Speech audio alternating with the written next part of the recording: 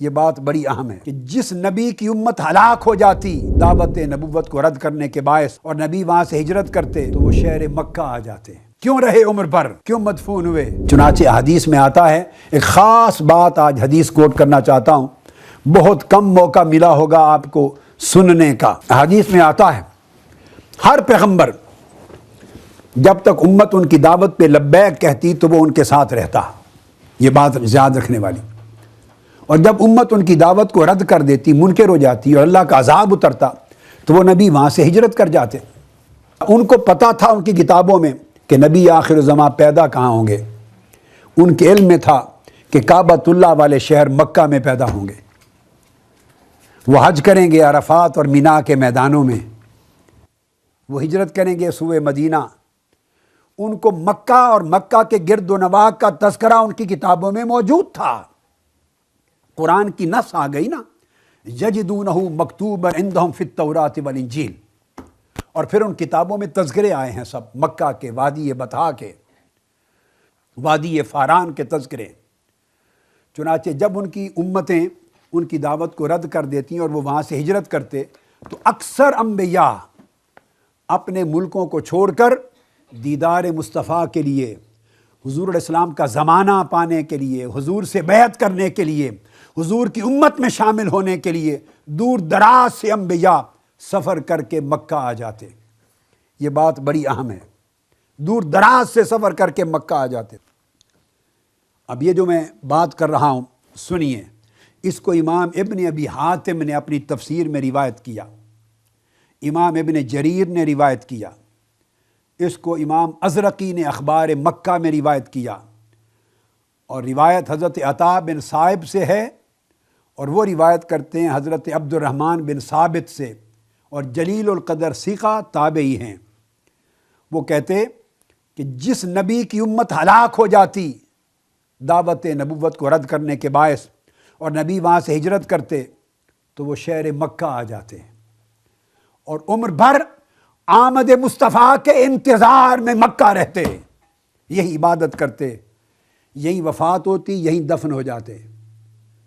تو روایت کرتے ہیں، فرماتے ہیں کہ فمات بہا نوح و ہود و صالح و شعیب و قبورہم بین زمزم والحجر۔ چنانچہ حضرت نوح علیہ السلام بھی مکہ آ گئے اور یہیں حرم کعبہ کے سین میں رہے، حضرت ہود بھی یہاں آ گئے تھے، حضرت صالح بھی یہاں آ گئے تھے، حضرت شعیب بھی یہاں آ گئے تھے، اور ان سب کے مزار زمزم اور حجر اسود کے درمیان، یا زمزم اور حتیم کے درمیان جو مطاف کعبہ ہے، جدھر دروازہ ہے کعبے کا، اس حصے میں ان سب انبیاء کے مزارات ہیں۔ اور آقا علیہ السلام اس طرح حدیث پاک میں ہے، فرمایا فَإِنَّ قَبْرَ نُوحٍ وَهُودٍ وَصَالِحٍ وَشُعَيْبٍ بَيْنَ زَمْزَمَ وَالرُّكْنِ وَالْمَقَامِ۔ نوح علیہ السلام سے لے کر شعیب علیہ السلام تک ان سب انبیاء کی قبریں، مزارات صحن کعبہ میں جہاں آپ طواف کرتے ہیں، زمزم اور مقام حجر اسود اور باب کعبہ کے درمیان کے حصے میں یہ سب انبیاء مدفون ہیں۔ کیوں رہے عمر بھر، کیوں مدفون ہوئے؟ آمد مصطفیٰ کا انتظار کرتے ہوئے کہ ہم رعایا ہیں، ہمارا سلطان یہاں آ رہا ہے، ہمارا شہنشاہ یہاں آ رہا ہے، جن کی نبوت پر ایمان لانے کا عہد کر چکے ہیں وہ ان کی آمد ہے، کاش ہمیں ان کا زمانہ مل جائے۔ امام فاقی فضائل مکہ میں روایت کرتے ہیں، وہ فرماتے ہیں کہ بین الرکن والمقام وزمزم قبر 99 نبیہ، 99 انبیاء کے مزارات مقام زمزم اور مقام حجر اسود، اس کے درمیان 99 انبیاء کے مزار ہیں،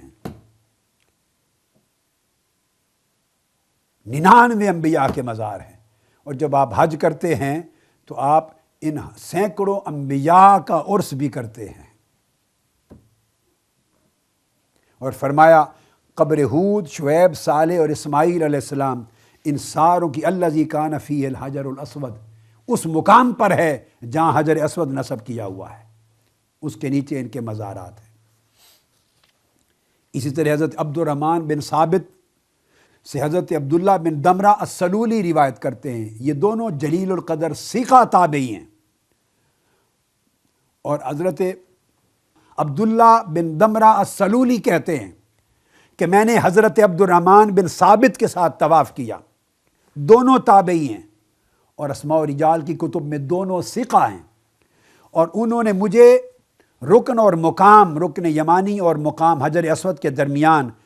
ایک ایک جگہ پر انگلی سے نشان لگا کر جلیل القدر تابعی نے بتایا کہ 99 انبیاء میں سے اس مقام پر انبیاء کی قبریں ہیں۔ اب اس سے آگے چلیے، امام محمد بن حسن شیبانی فرماتے ہیں، امام اعظم ابو حنیفہ کے جلیل القدر شاگرد، اپنی کتاب الآثار میں وہ روایت کرتے ہیں کہ ہمیں ہمارے شیخ امام اعظم ابو حنیفہ رضی اللہ تعالیٰ عنہ نے خود بیان کیا، اور انہوں نے فرمایا کہ مجھے حضرت سالم بن اجلان الافطس نے روایت کیا، فرمایا کہ کعبہ شریف کے مطاف میں ارد گرد 300 انبیاء کے مزارات ہیں۔ یہ امام اعظم ابو حنیفہ نے روایت کی۔ پہلی روایت میں 99 کا ذکر تھا،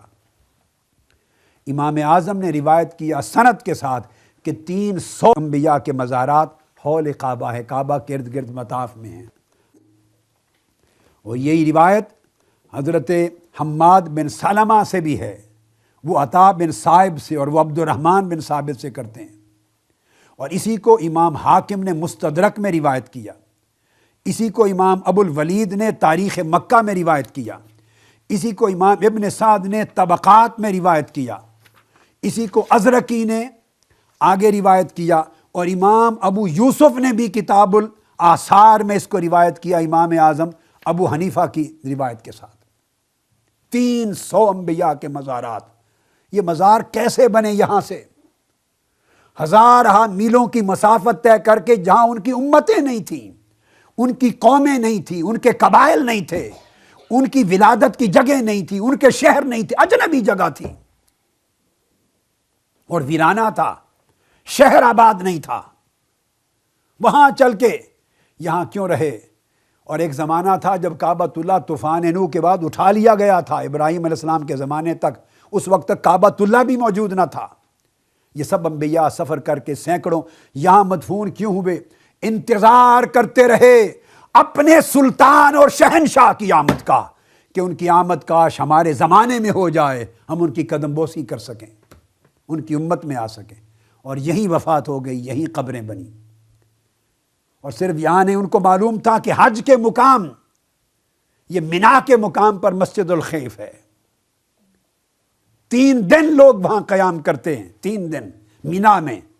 وہیں شیطانوں کو پتھر مارتے ہیں، کنکریاں، وہیں ذبح ہوتی ہے، قربانی ہوتی ہے، اس مسجد الخیف میں۔ آقا علیہ الصلوۃ والسلام نے خود فرمایا، عبداللہ ابن عمر روایت کرتے ہیں کہ صرف اس مسجد مینا کے اندر 70 انبیاء کے مزارات ہیں۔ یہ مسجد 70 انبیاء کی قبروں کے اوپر بنی ہوئی ہے۔ اس کو روایت کیا امام بزار نے اپنی مسند کشف الاستار میں، اور حدیث نمبر ہے 1177۔ اس کو روایت کیا امام طبرانی نے،